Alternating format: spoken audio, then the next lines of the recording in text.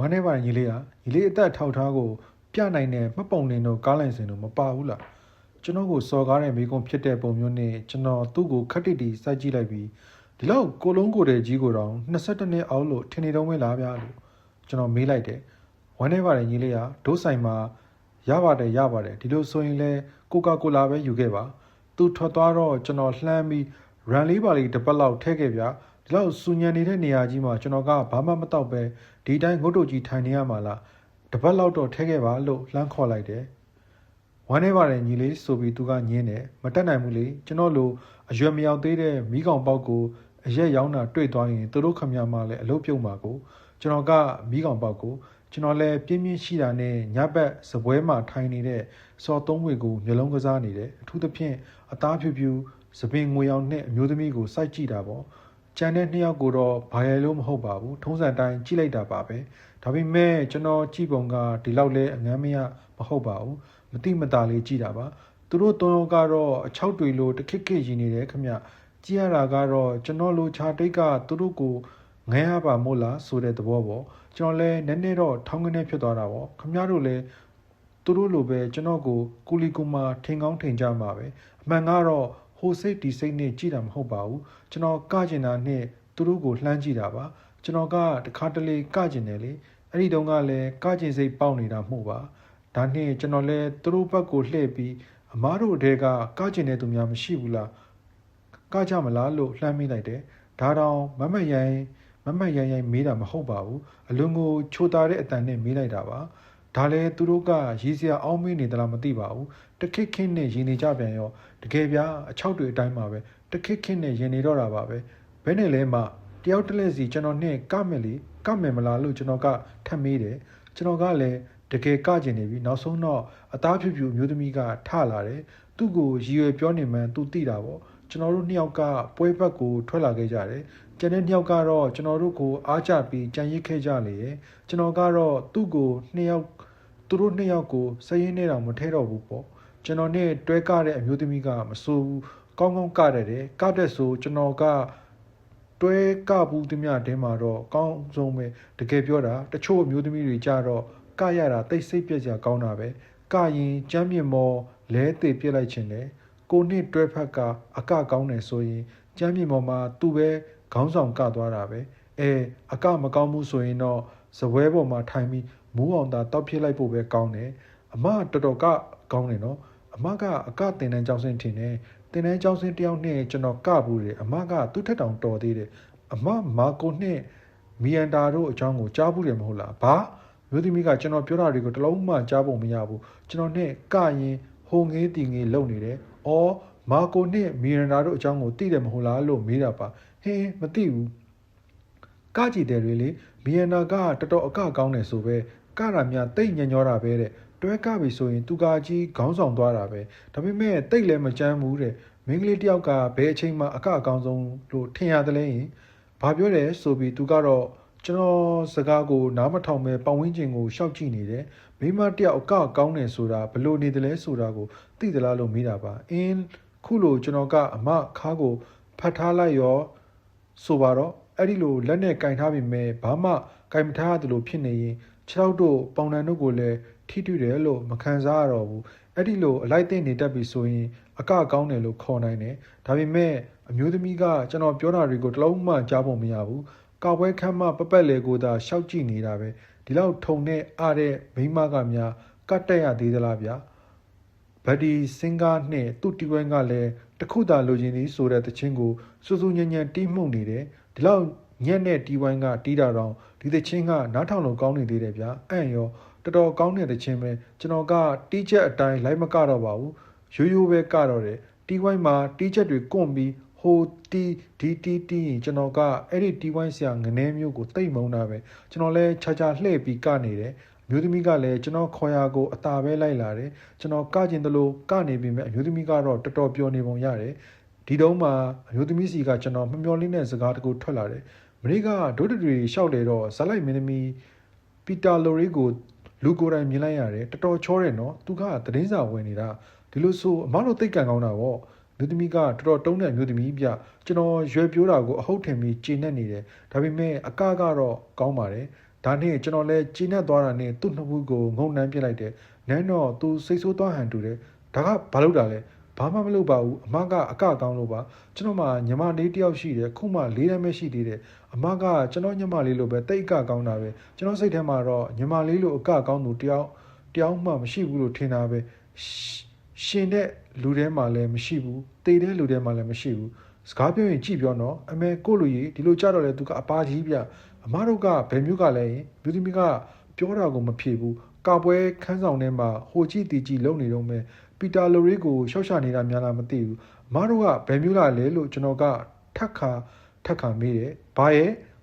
အော်အမတို့ကဘယ်မျိုးကလဲလို့မေးတာပါအမမဖြေခြင်းလဲရပါတယ်တို့ကစီယက်တယ်ကားလို့ကျွန်တော်ကိုအထူးခွင့်ရေးပေးတဲ့အနေနဲ့ဖြေတယ်အမကတော်တော်စကားပြောကောင်းတယ်နော်သိတယ်မဟုတ်လားလို့ကျွန်တော်ကတမင်ရွက်တိုက်ပြောလိုက်တယ်ဘာရဲ့ကျွန်တော်ဆက်မပြောတော့ဘူးသူ့ကိုအရွက်တိုက်ပြီးပြောတာလဲပြောမှန်းသိပုံမရပါဘူးနောက်တစ်ခါတီဝိုင်းတင်းရင်အမနဲ့ကျွန်တော်တစ်ခါလောက်ဝိုင်းကြီးပပတ်ကအောင်လေတိတ်လဲအမြန်ကြီးမဟုတ်ဘူးပေါ့အမြန်တင်းရင်တချို့ကလိုက်မကနိုင်တော့ထွက်ထိုင်ကြရောဒီတော့နေရာလဲကျေသွားတယ်ဘဲနဲ့လဲကမလားဒါတွေကတိတ်အရေးမကြီးပါဘူးကွယ်နေစမ်းမအောင်မောင်လေးကအသက်ဘယ်လောက်ရှိပြီလဲဘာဖြစ်လို့မှန်းလည်းမသိဘူးဒီစကားကြောင့်ကျွန်တော်အောင့်သွားတယ်ဒါကအရေးမကြီးပါဘူးမရဲ့ကျွန်တော်အသက်က12နှစ်ပဲရှိသေးတယ်လူကောင်ကကြီးနေလို့ပါတို့ကိုဒီလိုမပြောနဲ့နော်ဒီလိုဆိုရင်မင်းနဲ့မကတော့ပဲဟိုမှာသွားထိုင်တော့မယ်သိလားဒီအချိန်မှာတီဝမ်ကအသွက်တီးနေပြီလေဒါကြောင့်ကျွန်တော်သူ့ကိုပြန်ချော့ရတယ်အမျိုးသမီးလည်းကျွန်တော်နဲ့အတူဝိုင်းကြီးပကတယ်ကောင်းပါတယ်တတပဲပေါ့ဒီလောက်ပုံပြက်ပန်းပြက်ကြီးမဟုတ်ပါဘူးတော်တော်ကိုအကကောင်းတယ်လို့ပြောရမယ်ထင်တယ်သူ့ကိုထိလိုက်တာနဲ့အမျိုးသမီးကခတ်တွက်ကနေတယ်ကိုခြာလပတ်လေလိုက်တဲ့အခါမှာလှပတဲ့သူ့တင်သားတွေဟာလှုပ်လီဖြစ်နေတယ်ကပုံကကျွန်တော်ထက်တောင်တာသွားပြီလေတီလုံးပြီးလို့စပွဲပြန်ထိုင်ကြတော့ကျွန်တော်သူ့ကိုချစ်တယ်လို့တောင်ဖြစ်လာပြီမိမဆိုတာဒီလိုပဲထင်ပါရဲ့စဉ်းစားဉာဏ်သိမရှိသည့်တိုင်ရုပ်အချောကြီးမဟုတ်သည့်တိုင်တခုခုလှလှပလှုပ်လိုက်ပြီးဆိုရင်သူတို့ကိုချစ်ချင်တယ်လို့ဖြစ်လာတော့တာပါပဲကိုတောင်တိတ်တတိမရကြတော့ဘူးအော်မိမများဟာယောက်ျားတွေကိုခြားလဲအောင်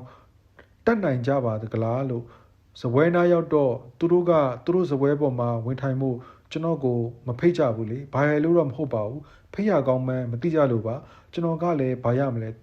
သူတို့မဖိတ်ပေမဲ့ဝင်ထိုင်လိုက်တာပေါ့ကျွန်တော်တွဲကားတဲ့အမျိုးသမီးနာမည်ကဘာနစ်တဲ့ဗျရုပ်ခက်ဆိုးဆိုးနှစ်ယောက်ရဲ့နာမည်ကတော့မာတင်နဲ့လာဗန်တဲ့ကျွန်တော်ကလည်းကျွန်တော်နာမည်ကJusty လို့ပြောလိုက်တာပေါ့ကျွန်တော်လည်းသူတို့၃ယောက်နဲ့အတိတ်ပဲရှိတဲ့စကားလေးပါလေးပြောဖို့စူးစမ်းကြည့်တယ်မရပါဘူးဗျာဘာဆိုဘာမှပြောလို့မရတော့ဘူးအတင်းအဖျင်းလောက်ပဲပြောလို့ရတယ်ဒီလောက်တော့တောင်းရသလားဆိုပြီးလက်လိမ်ချူပစ်ဖို့ပဲကောင်းတယ်သုံးဟောစလုံးခတ်တုံးတွေကြီးပဲတစ်ချိန်လုံးကာပွဲခမ်းမပက်လဲကိုလှမ်းကြည့်နေတော့တာပဲသူတို့မျောလင်းနေတဲ့ရုပ်ရှင်မင်းသားတို့ဘာတို့များလာမယ်ထင်လို့လာတော့မပြောတတ်ဘူးရုပ်ရှင်မင်းသားတို့ဘာတို့နယူးယောက်ကိုလာရင်လာဗန်နာခမ်းမတို့ဘာတို့ကိုလာပြီးကတ်တက်တယ်လို့ထင်နေကြဟန်တူပါရဲ့နိုင်ဝဲလောက်ကြာတော့မှသူတို့တောင်းစလုံးစီယက်တယ်မှာနေတဲ့အကြောင်းဘယ်မှာအလုပ်လုပ်တဲ့အကြောင်းကိုသိရတော့တယ်သူတို့တောင်းစလုံးကအာမခံရုံမှာအလုပ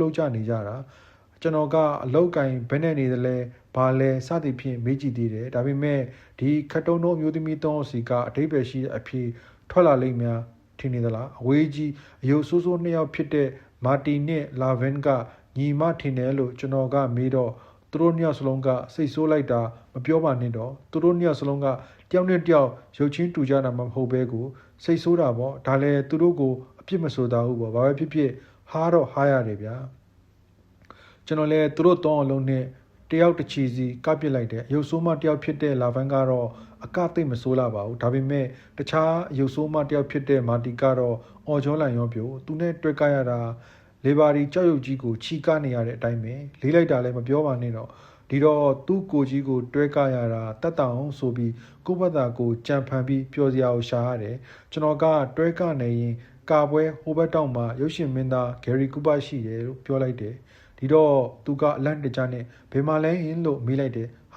ချက်ချင်းပဲလှည့်မကြည့်ပဲကိုခုလေးတင်အပြင်ဘက်ကိုထွက်သွားပြီးမချောကမကတော့ပဲခြေပြားထောက်ပြီးဟိုဒီတီကိုမျှော်ကြည့်နေပြန်တယ်နားလိုက်တာဟဲလို့မချောကညည်းနေတယ်အဟုတ်ထင်ပြီးတော်တော်လေးကိုဝမ်းနေသွားပုံပဲကျွန်တော်လည်းသူ့ကိုကြည့်ပြီးစိတ်မကောင်းဖြစ်သွားတယ်ငါနောက်တာလွန်သွားပြီလို့လဲကိုယ့်ဘာသာကိုအပြစ်တင်နေမိတယ်တချို့လူတွေဟာ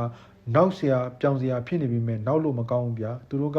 နောက်တာကိုအဟုတ်ထင်နေကြတာပို့ပြီးရည်စားကောင်းတာရှိသေးတယ်ကျွန်တော်တို့နှစ်ယောက်ကပြီးဇပွဲပေါ်ကိုပြန်အောင်တော့ကျွန်တော်နဲ့တွဲကားတဲ့မာတီကအခုလေးတွင်ဂယ်ရီကူပါအခန်းထဲကထွက်သွားတဲ့အကြောင်းကြံနှစ်ယောက်ကိုပြောပြတယ်ဒီတော့ကြံရစ်ခဲ့တဲ့ဘာနစ်နဲ့လာဗန်တို့နှစ်ယောက်ဖြစ်နေလိုက်ပုံတာဟာဗျာကိုလူကိုမြင်စေခြင်းနဲ့ကိုတက်သေးကြတော့မယ်အတိုင်းပဲဒီတင်သူတို့ပြပါသေးလေးဖြစ်ပြီ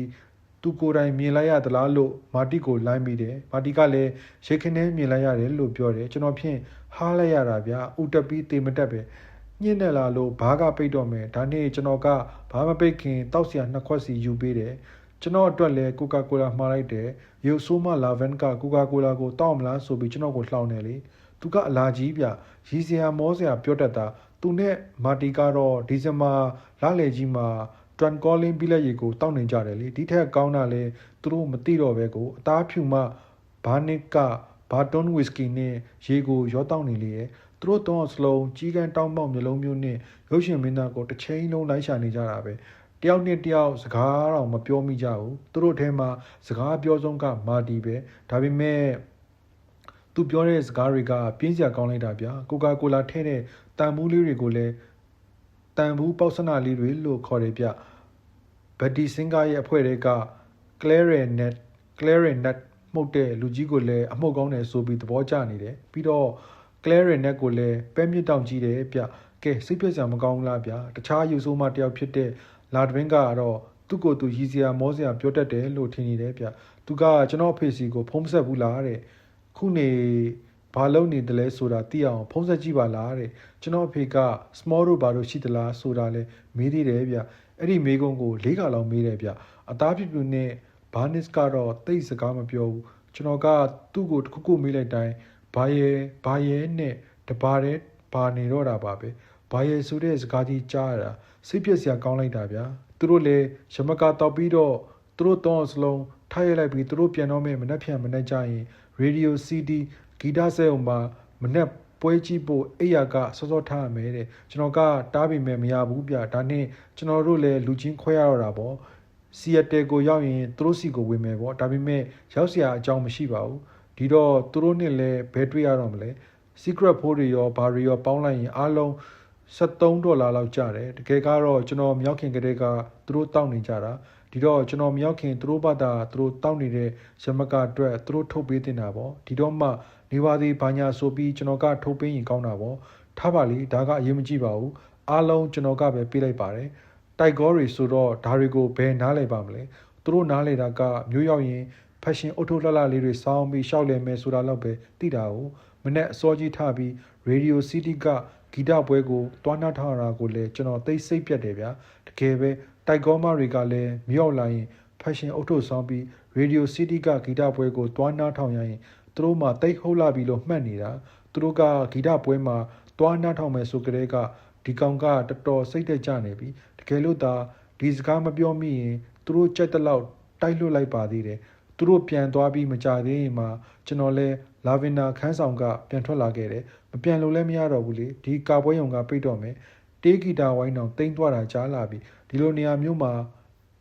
တယောက်ထဲလာဖို့နည်းနည်းမှမကောင်းဘူးဒီနေရာမျိုးကိုလာခြင်းရင်ကောင်းကောင်းကတက်တဲ့အတွဲလေးရင်ပါရမယ်ဒါမှမဟုတ်ရင်ကိုတောက်ချင်တဲ့လောက်ဇပွဲတို့ကမှားပေးတာမျိုးရင်လည်းဖြစ်ရမယ်ခုတော့ဗျာကျွန်တော်ကိုအသက်မပြည့်သေးဘူးဆိုပြီးရမကာမယောင်းပဲကိုကာကိုလာကိုပဲရောင်းနေဆိုတော့ဒီနေရာမှာဆက်နေလို့လဲဘာလို့တော့မှာလဲဒါမှမဟုတ်ကိုကြိုက်တဲ့ကောင်မလေးတို့ဘာတို့ပါလာမယ်ဆိုရင်တော့တော်သေးတာပေါ့ကာပွဲခန်းဆောင်တွေကထွက်လာပြီးဧကန်နဲ့ရောက်တော့ James ကိုချက်ချင်းတတိရလာတယ်ဘာဖြစ်လို့လဲတော့မသိဘူးကျွန်တော်စိတ်ထဲမှာ James ကိုဖျောက်ဖျက်လို့မရပဲဖြစ်နေတယ်ဒါနဲ့အန်ဂျင်စရာကောင်းလောက်အောင်ညစ်ပတ်နေတဲ့ဟိုတယ်ဧကန်တွေကကလထိုင်တစ်လုံးပေါ်မှာဝင်ထိုင်ရင်သူ့အကြောင်းကိုတွေးနေမိတယ်ဆရာဘန်ကီရဲ့ကားကြီးပေါ်မှာခွေးမသားစထရေတာနဲ့ပါသွားတာကိုကျွန်တော်တွေးနေမိတယ်ကျွန်တော်ကောင်းကောင်းသိပါတယ်စထရေတာဆိုတဲ့ကောင်မစွန်ပါဘူးဂျိန်းကိုကျွန်တော်ကောင်းတဲ့ကဖျောက်လို့မရပဲဖြစ်နေတယ်ဗျာကျွန်တော်သူ့အကြောင်းကိုစာအုပ်တအုပ်လိုကောင်းကောင်းသိတာပေါ့တကယ်ပါဂျိန်းဟာစစ်တူရင်ကိုဝါသနာကြီးတဲ့အပြင်ကစားခုံစားတို့ဘာတို့မှလည်းဝါသနာပါတယ်ဗျကျွန်တော်နဲ့တိပြီးမကြခင်ကျွန်တော်တို့နှစ်ယောက်တနေ့လုံးတန်းနှစ်ကစားပူးခဲ့ကြပါတယ်မနေ့တိုင်းတန်းနှစ်ဆိုင်ညနေတိုင်းကောက်တီးရိုက်ဆိုတော့ကျွန်တော်သူ့အကြောင်းကောင်းကောင်းသိတာပေါ့ ကောင်းကောင်းသိတယ်ဆိုတာတခြားကိစ္စတွေကိုပြောတာမဟုတ်ပါဘူးတနွေလုံးမနေ့ရောညနေရောတွေ့ခဲ့ကြတာကိုပြောတာပါမိန်းကလေးတယောက်နဲ့တကယ်ရင်းရင်းနှီးနှီးသိကျင်နေဆိုရင်တိတ်ပြီးဘူးကြနေလို့မရဘူးလေသူနဲ့ကျွန်တော်စပြီးသိပုံကဒီလိုပြတခါတော့သူဒိုဘာမန်ခွေးကြီးကကျွန်တော်တို့အိမ်ရှိကမြက်ခင်းပေါ်မှာလာပြီးချေးပါတယ်ကျွန်တော်အမေကစိတ်ဆူးလိုက်တာဘယ်ပြောကောင်းပါမလဲဒါနဲ့အမေကဂျိမ်းမေကိုတွားတိုင်တာပေါ့အမေကလည်းဒါမျိုးဆိုရင်နည်းနည်းလေးမှသိကန်တတ်တာမဟုတ်ဘူးနောက်2ရက်လောက်ကြာတော့ဂျိမ်းကသူတို့အိမ်ဘေးမှာရှိတဲ့ရေကူးကန်ထဲမှာဝင်ရမှောက်ပြီးနေစားလှုံနေတယ်ကျွန်တော်ကဟယ်လိုလို့လှမ်းပြီးနှုတ်ဆက်လိုက်တယ်ကျွန်တော်တို့2ယောက်စလုံးကအိမ်နီးချင်းပြင်မဲ့တခါမှစကားမပြောဘူးကြသေးဘူးကျွန်တော်ကနှုတ်ဆက်ပြင်မဲ့သူကခက်တီတီလုပ်နေတယ်ဗျနောက်တော့ကျွန်တော်ကသူ့ခွေးကြီးဘယ်မှာလဲချေးပါပါကျွန်တော်ဘလို့မှမအောင်မိတဲ့အကြောင်းအဲကန်နဲ့ဝင်ပါရင်လဲကျွန်တော်အတွက်အရေးမကြီးတဲ့အကြောင်းသူသဘောအောင်တွေ့ဝိုက်ပြောရတယ်ဒီနောက်တော့ကျွန်တော်သူနဲ့တော်တော်ရင်းနှီးသွားကြတယ်အဲ့ဒီညနေမှာပဲသူနဲ့ကျွန်တော်ခေါက်တီးကစားကြတယ်အဲ့ဒီညနေကသူခေါက်တီးရှစ်လုံးတောင်ပျောက်သွားတယ်တကယ်ပြောတာကျွန်တော်ကခေါက်တီးကိုရိုက်တော့မယ်ဆိုရင်ကိုဘလို့လွှဲရအကြောင်းဘာအကြောင်းညာအကြောင်းကိုသူ့ကိုတင်ပေးလိုက်တယ်လေနောက်ဆုံးတော့သူ့ကိုခေါက်တီးကောင်းကောင်းရိုက်တဲ့အောင်ကျွန်တော်တင်ပေးလိုက်တယ်ဆိုပါတော့ကျွန်တော်ကလည်းခေါက်တီးရိုက်ကောင်းတဲ့ကောင်ကိုကျွန်တော်ဘလောက်ရိုက်ကောင်းတယ်ဆိုတာကိုပြောရင်ခမားတို့ယုံမှာတော့မဟုတ်ဘူးတခါတော့ကခေါက်တီးရိုက်တဲ့ရုပ်ရှင်ကားတုတ်ကလေးတစ်ခုထဲမှာတော့ကျွန်တော်ပါတော့မလို့ဖြစ်ဘူးသေးတယ်ကားရိုက်ခံပြီးတော့မှမရိုက်တော့ဘူးလို့ကျွန်တော်ညင်းလိုက်လို့မပါတာတချို့ကရုပ်ရှင်တို့ဘာတို့ကိုမကြိုက်ကြဘူးမဟုတ်လားဒီတော့ရုပ်ရှင်နဲ့ပါနေရင်ကျွန်တော်ကိုလည်းအချောက်တိုက်ဟင်းပြတယ်လို့ထင်မှဆိုတာနဲ့ကားထဲမှာမပါတော့တာပါဂျိန်းကတော်တော့ရည်စားကောင်းတယ်သူ့ကိုလှတယ်လို့ကျွန်တော်မပြောချင်ပါဘူးဒါပေမဲ့ကျွန်တော်ကတော်တော်လေးကိုသဘောကျပါတယ်ပါဇက်ကခပ်ပြဲပြဲရဲ့တခုခုပြောလို့သူစိတ်ပါလာပြီဆိုရင်သူပါဇက်ကမဲရွက်ပြီးကြကြနနပြောရတာပါပဲမဲလိုက်ရွက်လိုက်တာကလည်းအရက်ရှင်းမျက်နှာတွေမကတော့ဘူးအရက်10မျက်နှာလောက်ပဲရှိမှတင်တယ်အဲ့ဒါကိုကျွန်တော်စိတ်ပြက်တယ်သူပါဇက်ကဘယ်တော့မှပိတ်တယ်မရှိဘူးအထူးသဖြင့်ခေါက်တီးရိုက်မယ်လို့ချိန်ပြီးဆိုရင်ဒါမှမဟုတ်လဲစာအုပ်တို့ဘာတို့ဖတ်နေရင်ပါဇက်ကအမြဲမဲ့နေတော့တာပါပဲသူကကြပြတို့ဘာတို့လဲဝါသနာပါတယ်လေကျွန်တော်ညီအဲလီရဲ့ကြပြတွေကိုအိမ်သူအိမ်သားကလွဲပြီးသူတယောက်ကိုပဲကျွန်တော်ဖတ်ပြဘူးသေးတယ်အဲလီကိုတော့သူမတွေ့လိုက်ရဘူးလေသူရောက်လာတော့အဲ့ဒီຫນွေရဒီကားမှရောက်လာတာကိုကျွန်တော်ကအဲလီအကြောင်းကိုပြောပြတယ်သူကလည်းဒါမျိုးဆိုရင်တိတ်စိတ်ဝင်စားတယ်ကျွန်တော်အမေကတော့သူ့ကိုတိတ်သဘောမကျဘူးသူတို့သားအမိကသူ့ကိုနည်းနည်းအထက်စီးဆက်ဆံတယ်လို့ထင်နေကြတယ်အထူးသဖြင့်သူတို့ကစပြီးနှုတ်မဆက်ရင်အမေကတဲပြီးမကြိုက်ချင်ဘူးသူတို့သားမီးနဲ့အမေကရွာထဲမှာမကြာခဏတွေ့ကြတယ်ဂျိန်းကသူတို့ရဲ့လာဆေးအမိုးဖွင့်ကားကိုမောင်းပြီးဈေးသွားဝင်ရင်ဈေးဝယ်သွားရင်အမေနဲ့မကြာခဏတွေ့လိမ့်ရှိတယ်ပြီးတော့ဂျိန်းဟာချစ်စရာကောင်းတယ်ဆိုတာတော့အမေကတိတ်မလန့်ခံချင်ဘူးကျွန်တော်ကတော့သဘောကျတယ်လေကျွန်တော်စိတ်ထဲမှာတော့သူ့လှုပ်ရှားမှုလေးတွေကိုချစ်စရာကောင်းတယ်လို့ထင်နေတယ်တညက်နေကိုကျွန်တော်အမှတ်ရနေသေးတယ်အဲ့ဒီတုန်းကကျွန်တော်သူ့ကိုနမ်းမလို့တော့လုပ်ခဲ့မိသေးတယ်ဒီတစ်ခါပါပဲအဲ့ဒီနေ့ကစနေနေ့ပြမိုးရီကလည်းရွာလိုက်တာတဝုံဝုံနဲ့နေတာပါပဲအဲ့ဒီအချိန်ကကျွန်တော်ကလည်းသူ့အိမ်ရောက်နေတယ်သူတို့အိမ်ကလိုက်ကာထားတဲ့စင်ဝင်ထဲမှာကျွန်တော်နဲ့သူနှစ်ယောက်ထိုင်ပြီးကြားထိုးနေကြတယ်အဲ့ဒီတော့သူကသူ့ကင်းတွေကိုရှေ့မထုတ်ပဲနောက်ကခြောင်ထဲမှာကြီးထားတော့သူ့ကိုစဘူးတယ်ဒါပေမဲ့ဒီတစ်ခါတော့ကျွန်တော်သူ့ကိုမစတော့ပါဘူးဂျိန်းကိုကျွန်တော်မစချင်ဘူးလေကောင်မလေးတွေကိုစိတ်ဆိုးအောင်စရတာကိုကျွန်တော်သိပ်ပြောတာပဲရည်ရတယ်မဟုတ်လားဒါပေမဲ့ကိုကြိုက်နေတဲ့ကောင်မလေးကြတော့ကျွန်တော်မစချင်ဘူးများတချို့ကောင်မလေးတွေကြတော့လေအဲ့ဒီလိုကိုအစခံချင်နေကြတယ်သူတို့နဲ့တိတာလဲကြာပြီးအဲ့ဒီမှာစတာပြောင်းတာတို့လဲမလုပ်ပဲခက်တိတီကြီးနေရင်တချို့ကောင်မလေးတွေကမကြိုက်ချင်ကြဘူးသူတို့ကညုံမြလုပ်နေကြတာထားပါတော့လေကျွန်တော်ပြောချင်တာကအဲ့ဒီတညက်နေတုန်းကကျွန်တော်သူ့ကိုနမ်းမလို့လုပ်ခဲ့တဲ့အကြောင်းကိုပြောချင်တာပါအဲ့ဒီအချိန်မှာမိုးတွေကလည်းတဲတဲမဲမဲရွာလို့ကျွန်တော်တို့နှစ်ယောက်ကအစင်ဝင်ထဲမှာကြားထိုးနေကြတော့သူ့မိရဲ့ယောက်ျားသူ့ပထွေးပေါ့ဗျာရသမားကြီးထွက်လာပြီးအိမ်ထဲမှာ secret ရှိလားလို့မေးတယ်ကျွန်တော်သူ့အကြောင်းကိုတိတ်တော့မသိပါဘူးဒါပေမဲ့လူကြီးကိုကြည့်ရတာသူများစီကတခုခုမရရင်တစ်ဖက်သားကိုမတူတလို့မတန်တလို့နှင်းပုံကလည်းစိုးသလားမမေ့နဲ့ဘာဖြစ်လို့လဲတော့မသိဘူးအိမ်မှာ secret ရှိသလားလို့မေးတော့ဂျိန်းကလည်းမဖြေဘူးဒါနဲ့လူကြီးကနောက်တစ်ခါထပ်မေးတယ်ဂျိန်းကလည်းမဖြေဘူးကြားထိုးတာကိုပဲစိတ်ဝင်စားတဲ့ပုံမျိုးလုပ်နေတယ်ဒီလိုနေရင်မျက်ရည်ပေါက်တစ်ပေါက်ကြားကွက်ပေါ်ကိုကျလာတယ်တကယ်ပြောတာကိုလူသူ့မျက်ရည်ပေါက်ကအညိုကွက်ပေါ်ကိုကျလာတာဗျ ခုတည်းကကျွန်တော်မျက်စိထဲမှာမြင်အောင်နေသေးတယ်ဂျိန်းကကြားခွက်ပေါ်ကျလာတဲ့မျက်ရည်ကိုလက်နဲ့တုပ်နေတယ်ဘာဖြစ်လို့မှန်းတော့မသိဘူးသူ့မျက်ရည်ကျတာမြင်တော့ကျွန်တော်စိတ်ထိခိုက်သွားတယ်ဒါနဲ့ကျွန်တော်ကသူ့ဘေးမှာထိုင်ကြားခွက်ကိုရွှေ့ပေးလိုက်ရတယ်ကျွန်တော်တကူလုံးဟာသူ့ရင်ခွင်ကိုသူ့ရင်ခွင်နဲ့ရောက်သွားတော့မတက်ပဲအဲ့တော့မချောကကျူကျူပေါင်ငိုတော့တာကိုပြနောက်တော့ကျွန်တော်လည်းဘလို့ဖြစ်သွားမှမသိတော့ဘူးသူ့ကိုဖနှမ်းနေတာကိုပဲတတိယရတယ်သူ့မျက်လုံးသူ့နှာတန်းသူ့ပါးပြင်သူ့နှစ်ဖူးအိုးအကုန်ရှောက်နှမ်းနေမိတယ်ဆိုပါတော့နှက်ခမ်းကိုမနှမ်းအောင်တမယ်ပဲကြံတော့တယ်ဘာပဲဖြစ်ဖြစ်သူနဲ့ကျွန်တော်ရင်းနှီးနှီးဖြစ်သွားကြတာဟာဒီတစ်ချိန်မှာအနီးကပ်ဆုံးပဲခဏကြာတော့သူလည်းအိမ်ထဲကိုဝင်သွားပြီးကျွန်တော်ကြိုက်တဲ့ဆွဲတာအနီအောင်လေးကို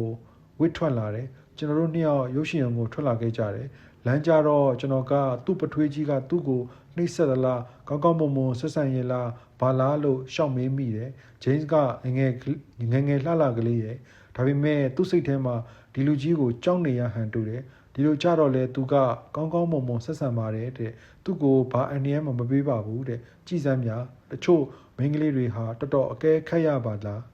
အဲ့ဒီတုန်းကဘာဖြစ်လို့သူငိုတယ်လဲဆိုတာမေးလို့ကိုမရဘူးတချို့မိန်းကလေးတွေကဒီလိုပဲထင်ပါရဲ့ဂျိမ်းစ်ဟာရေခဲတုံးကြီးလို့အေးဆက်ဆက်မထုံတက်သေးလည်းမဟုတ်ဘူးဗျကျွန်တော်တို့နှစ်ယောက်ဒီထက်ပိုပြီးကျူးကျူးလွန်လွန်မဖြစ်ကြတဲ့အတွက်သူကခက်ဖက်ပဲလုပ်နေသလားလို့ခမားတို့ကထင်ကောင်းထင်ကြလ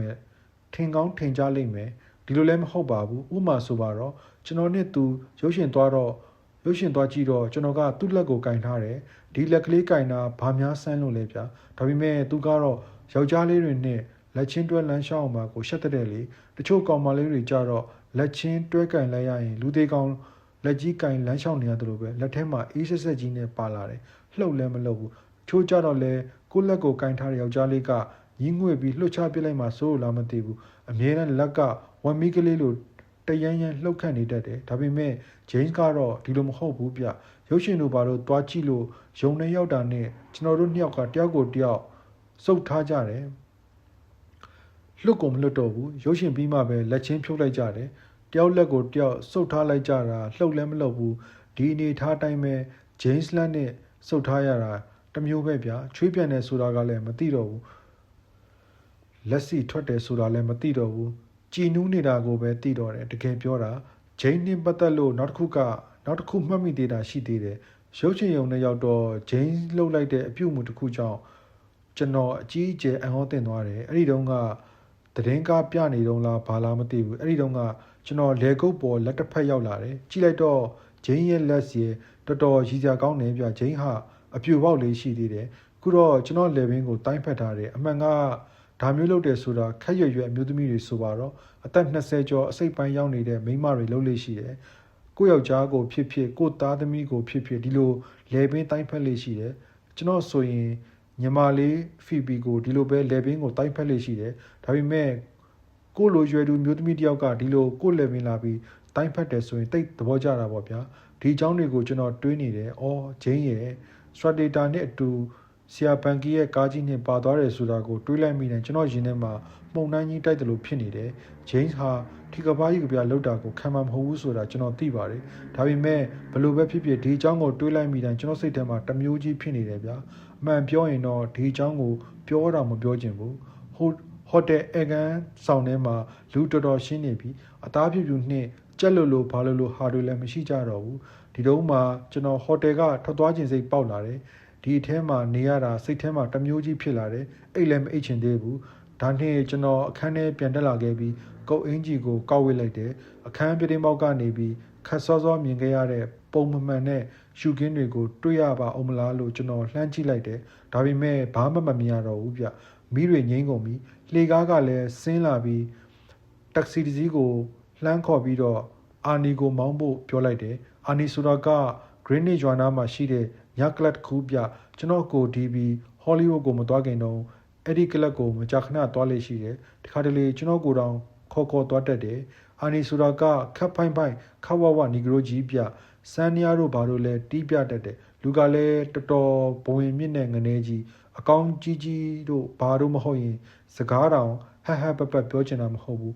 စန်းနီယာတော့တော်တော်အတီးကောင်းတယ်စန်းနီယာလက်တန်ကောင်းလိုက်ပုံလည်းမပြောနဲ့တော်တော်ကောင်းတာဘလို့ကောင်းတယ်လဲဆိုတော့ကျွန်တော်လည်းမပြောတတ်ဘူး ကောင်းတယ်ဆိုတာပဲသိတယ်ဘလောက်ကောင်းတယ်လဲဆိုရင်ကောင်းကောင်းကြီးတို့ဘာတို့မဟုတ်ရင်အကောင်ကြီးကြီးတို့ဘာတို့မဟုတ်ရင်အဖက်လို့စကားမပြောဘူးဆိုတဲ့ပုံမျိုးထွက်အောင်ကောင်းတာကျွန်တော်ငှားစီးလာတဲ့ကားကအဆုတ်ကြီးပြဆုတ်လိုက်တာမှကားထဲမှာတယောက်ကများမုတ်ကျိုးမုတ်ပဲ့တွေထားပစ်ခဲ့သလားအောင်းမရတယ်ဒီကားလုံးကိုနန်းစောလို့အချိန်မတော်ကားငှားပြီဆိုရင်ကျွန်တော်ကလည်းဒီလိုကားစုပ်တွေကိုမှငှားစီးလေးရှိတယ်ပို့ပြီးဆိုတာကစနေနေ့ညဆိုပေမဲ့လမ်းတစ်လျှောက်မှာလူသူကင်းရှင်းပြီးတိတ်ဆိတ်နေတယ်လမ်းပေါ်မှာလည်းလူသူဆိုလို့တယောက်မှမတွေ့ဘူးဗျာအံ့ရောတခါတလေကျတော့ယောက်ျားတယောက်နဲ့ကောင်မလေးတယောက်ခါးကိုတယောက်ဖက်ပြီးလမ်းဖြတ်ကူးသွားတော့ဘာလို့မြင်လိုက်ရတယ်ခါတလေကျတော့လေလူမိုက်လူလိုကောင်တွေနဲ့သူတို့အတွဲတွေဟီလာဝါလာနဲ့ရီမောသွားတာကိုတွေ့လိုက်ရတယ်သူတို့ရည်တံတွေက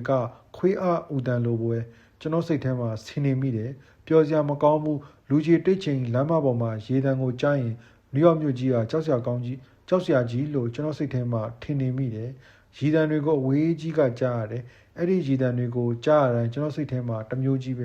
စိတ်ညစ်ရမလို့ဘာလို့နဲ့ကျွန်တော်တော့အိမ်ပြန်ခြင်းပြီးကျွန်တော်ညမလေးနဲ့ကစားကြလာပြီးဒီလိုနဲ့ကျွန်တော်တို့မြို့ထဲမှာကားလျှောက်စီးရင် driver နဲ့ကျွန်တော်စကားလက်ဆောင်ကြသွားကြတယ်သူ့နာမည်က Howis တဲ့ကျွန်တော်တွေ့ဘူးသမျှ driver တွေထဲမှာတော်တော်ရီမွန်ရှိတဲ့လူတစ်ယောက်ပဲဘာပဲဖြစ်ဖြစ်ဒီလူဟာဘဲတွေအကြောင်းတွေများသိသလားမသိဘူးဒီမားပြန်တောင်းကြီးခမားဘဟိုပန်းချံနာကကိုင်းတော်ကြီးကိုရောက်ဘူးသလားပန်းချံတောင်ပိုင်းကကိုင်းတော်ကြီးကိုလေဘဲကိုပန်းညံတောင်ဘက်နာကကံပြအဲ့ဘဲကလေးတွေဘာတွေရှိတယ်လေအဲ့ကန်တော့သိတယ်မဟုတ်လားသိတာပဲဘာဖြစ်လို့လဲအဲ့ဒီကန်ထဲမှာဘဲလေးတွေရေကူးနေတတ်တယ်လေနွေရာသီတို့ဘာလို့ဆိုရင်ပေါ့လေအဲ့ဒီဘဲလေးတွေစောင်းနှင်းကြဘဲကိုများပြန်သွားကြလဲမသိလိမ့်ဘူးနော်အဲ့ဒါခမားသိသလားဘာလို့လဲဘာသူ့ကိုပြောတာလဲဘဲကလေးတွေလေစောင်းတွင်းရေတွေခဲတော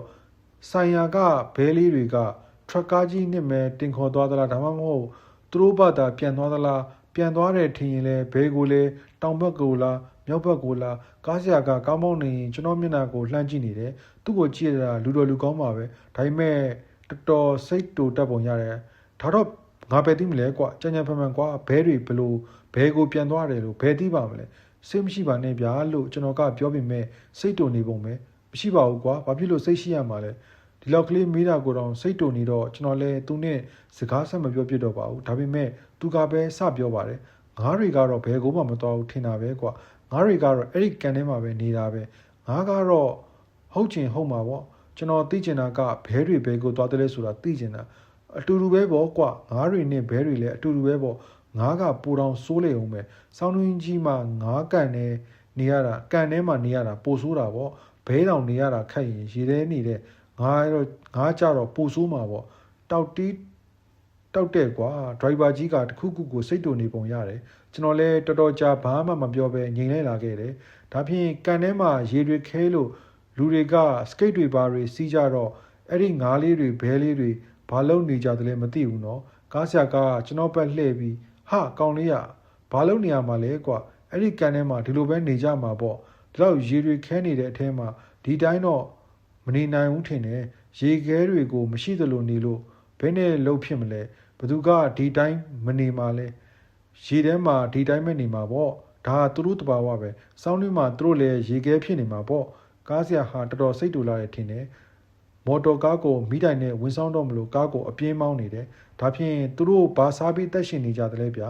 စောင်းတွင်းကြီးမှာရေခဲတုံးကြီးလိုဖြစ်နေတော့တွားလို့လာလို့လည်းမရဘူးမဟုတ်လားဒီတော့ဘယ်နဲ့လုပ်ပြီးအစာရှာကြမလဲဟာဘာဖြစ်လို့အစာရှာလို့မရရမှာလဲသူတို့ကရေမော်တွေငါးနှုတ်ငါးပွဲလေးတွေကိုစားပြီးအာဟာရတက်ရနေကြတာပေါ့တစောင်းတွင်းလုံး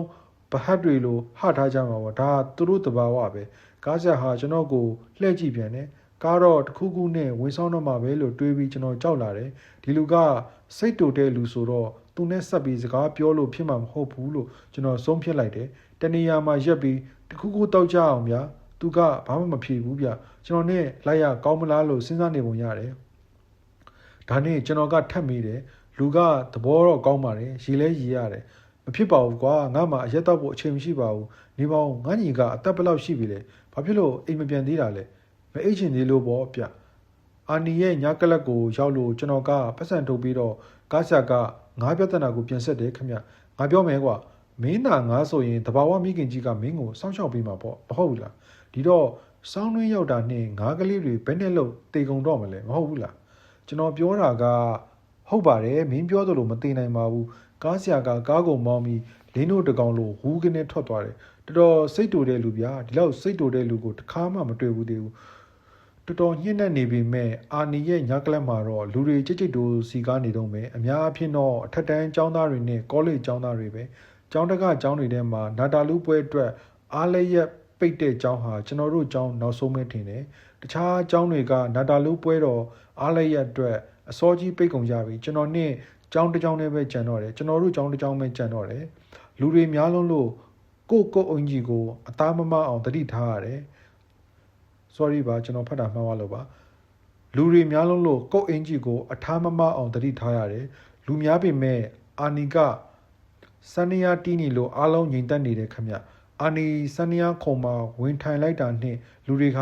ဖျားရှိကိုကြောင်းနဲ့ရောက်သွားသလိုငြိမ်ကျသွားတယ်သူ့လောက်စန္ဒယာတီးကောင်းတာတယောက်မှမရှိဘူးလို့ထင်တာပဲကျွန်တော်အနာကအတွဲသုံးတွဲဆိုရင်စပွဲမရသေးတာနဲ့မတ်တရဲ့စောင့်နေရင်ကအာနီစန္ဒယာတီးတာကိုမြင်အောင်ဆိုပြီးရှေ့ကိုအတင်းတိုးနေကြတယ်စန္ဒယာခုံရှေ့မှာကိုလုံးပေါ်မှန်ကြီးထောင်ထားပြီးသူ့ကိုလည်းမီးမောင်းကြီးထိုးပေးထားလို့သူ့စန္ဒယာတီးတာကိုလူတိုင်းမြင်နေရတယ်လက်ချောင်းလေးတွေဟာလှုပ်ရှားနေတာကိုတော့မမြင်ရဘူးပေါ့သူ့မျက်နှာကြီးကိုပဲမြင်နေရတာကျွန်တော်ဝင်လာတော့ကသူဘာတချင်းတီးနေတယ်ဆိုတာကိုကျွန်တော်ကောင်းကောင်းမသိဘူးဒါပေမဲ့နားထောင်လို့ကောင်းတာတော့အမှန်ပဲစန္ဒယာအဖျားလုံးလေးတွေကိုခပ်ဖွားဖွားလေးတို့သွားပြီးဘယ်ဘက်ရောက်တော့ဘယ်တန်ကြီးတွေကိုတီးသွားလိုက်ပုံများဗျာမင်းညောင်ရိုးတဲ့ကိုအောင့်သွားတာပဲတချင်းလဲဆုံးသွားရောဩဘာလက်ခုပ်တန်တွေဟာမဆဲတော့ဘူးခမားကြားစေခြင်းနဲ့ဗျာတချင်းလဲဆုံးသွားရောဩဘာတန်ကတော်တော်နဲ့မဆုံးတော့ဘူးခမားစိတ်တောင်ညစ်မယ်နားထောင်နေတဲ့သူတွေကအယိုးတွေအတိုင်းပဲစောစောကတွေ့ခဲ့တဲ့ခွေးအလိုရဲတဲ့လူဟာလူတွေသိခံမိပါခင်ဗျာခွေးအလိုရဲတဲ့လူလွင့်နေလို့ပဲတကယ်လို့များကျွန်တော်သာမင်းသားဖြစ်စန္ဒယာဖြစ်ခဲ့ရင်ဒါမျိုးဩဘပေးတာကိုတော့ကျွန်တော်မလိုချင်ဘူးကျွန်တော်အတွက်လက်ခုပ်မတီးစေချင်ဘူးခက်တယ်ဗျလူတွေဟာဘာမှမဟုတ်တဲ့အရာတွေအတွက်လက်ခုပ်တီးချင်တီးတတ်ကြတာကျွန်တော်သာစန္ဒယာဆရာဆိုရင်တော့အခန်းကလေးထဲမှာပဲတီးမှာပဲလူတွေကလက်ခုပ်တီးနေကြတော့မှအာနီဟာထိုင်ကုန်ကလေးပေါ်ကနေနောက်ပြန်လှည့်ပြီးလူတွေကိုဝစ်ကြည်တန်းကြွေဥညွန့်ပြလိုက်တယ်သူဟာပရိသတ်ကိုယူသေးလေးစားပါတယ်ဆိုတဲ့သဘောပေါ့ဗျာအမှန်တော့ဒီငနေကြီးကအင်မတန်ဘဝင်မြင့်ပြီးတစ်ဖက်သားကိုအထင်သေးတက်တဲ့ငနေကြီးတတ်မဲ့ဟန်ရေးပြနေတာဘာဖြစ်လို့မှမသိဘူးသူလဲစန္ဒယာတီးပြီးသွားရောကျွန်တော်သူ့အတွက်စိတ်မကောင်းဖြစ်နေတယ်သူတီးခဲ့တာတွေကဟုတ်ဟုတ်ရလားဆိုတာသူ့ဘာသာသူတောင်တိမသိရလားလို့ကျွန်တော်ထင်တယ်လေအမှန်ကတော့လည်းသူ့ပြစ်မဟုတ်ပါဘူးသူ့ကိုဝိုင်းပြီးလက်ခုပ်တီးပေးနေကြတဲ့စေးသမားတွေကြောင့်ဒီလိုဖြစ်နေရတာပါဒီကောင်တွေဟာအခွင့်အရေးမရလိုက်နဲ့ရလိုက်တာနဲ့တပြိုင်နက်ဝင်ရှုပ်တော့တာပဲဘာပဲဖြစ်ဖြစ်ကျွန်တော်ဒီမှာနေရတာစိတ်ပြက်လာတယ်ဒါနဲ့ကျွန်တော်ကိုအင်ကြီးကိုပြန်ယူပြီးဟိုတယ်ကိုပြန်တော့မလို့စိတ်ကူးမိတယ်ဒါပေမဲ့စောနေသေးတော့အိတ်လည်းမအိတ်ချင်သေးဘူးလေနောက်ဆုံးတော့နေရန်ပြီးမှခက်ကြောင်ကြဇပွဲတစ်လုံးရတယ်ရှေ့မှာတိုင်ကြီးကကွယ်လိုက်သေးတယ်ဘာမှကောင်းမမြင်ရဘူးဇပွဲကလည်းဘလောက်ကြောင်ကြတယ်လဲဆိုရင်အဲ့ဒီကိုရောက်အောင်တွားဖို့တော့ခက်ရဲ့အနာကလူတွေကနေရာဖယ်မပေးရင်ဘယ်နဲ့မှဘယ်တော့မှဒီနေရာကိုရောက်ဖို့မလွယ်ဘူးတိတဲ့အတိုင်းပဲဒီစပွဲကငနဲတွေကလည်းဘယ်တော့မှအလိုက်တသိဖယ်မပေးဘူးဒီတော့ဘာလို့ရတယ်လဲကိုကလထိုင်းကိုလေးဘတ်ထောက်တက်ရတာပေါ့စပွဲမှာထိုင်ပြီးတော့ကျွန်တော်အကြိုက်ဖြစ်တဲ့ Scotch Whisky နဲ့ဆိုတာကိုမှားလိုက်တယ်ရေခဲစိမ်ထားတဲ့ဒိုင်းကွေပြီးရင် Scotch နဲ့ဆိုတာကိုကျွန်တော်အကြိုက်ဆုံးအာနီရဲ့ညကလပ်မှာတခုကောင်းတာက6နှစ်သားလောက်ဆိုရင်အရက်မှာတောက်လို့ရတဲ့အချက်ပဲကလကမှောင်တော့ဘာကိုမှသတိမထားမိကြဘူးပြီးတော့ခမားဘာသာအသက်ဘလောက်ပဲရှိနေတယ်ဘသူကမှအလေးကယူပြုတ်နေကြတာမဟုတ်ဘူးတက်နိုင်လို့ခမားကစေးသမားဖြစ်နေအောင်အရေးမကြီးဘူးရတယ်ကျွန်တော်ဘေးပတ်လည်မှာငတုံးနေကြီးပဲတကယ်ပြောတာကျွန်တော်ဝဲဘက်စပွဲတတိလေးမှာခတ်တုံးကောင်တကောင်နဲ့ခတ်တုံးကောင်မလေးတယောက်ရှိတယ်အသက်ကတော့ကျွန်တော်လောက်ပါပဲနည်းနည်းကြီးမပေါ့တော်တော့ဟားရတယ်ဗျာသူတို့နှစ်ယောက်ကအရက်တောက်ရေးမတောက်ရေးကိစ္စကိုအရေးကြီးကွင်းငယ်လုပ်ပြီးပြောနေကြတယ်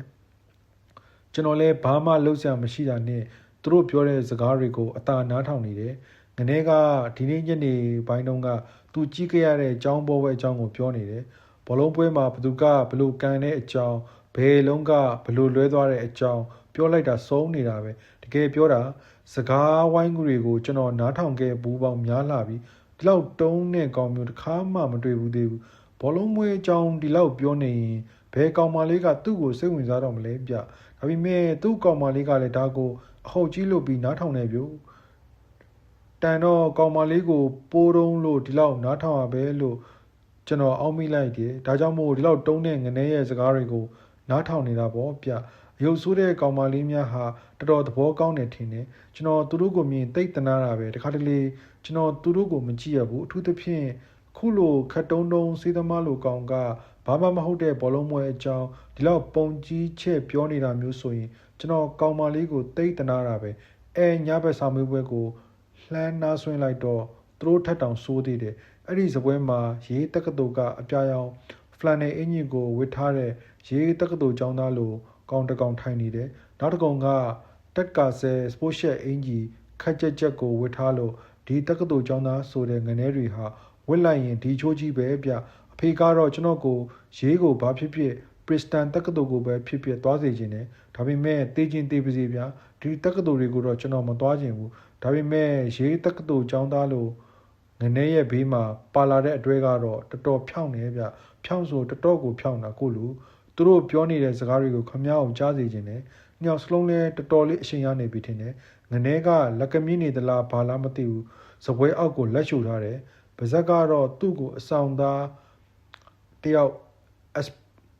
အစပရင်တွေ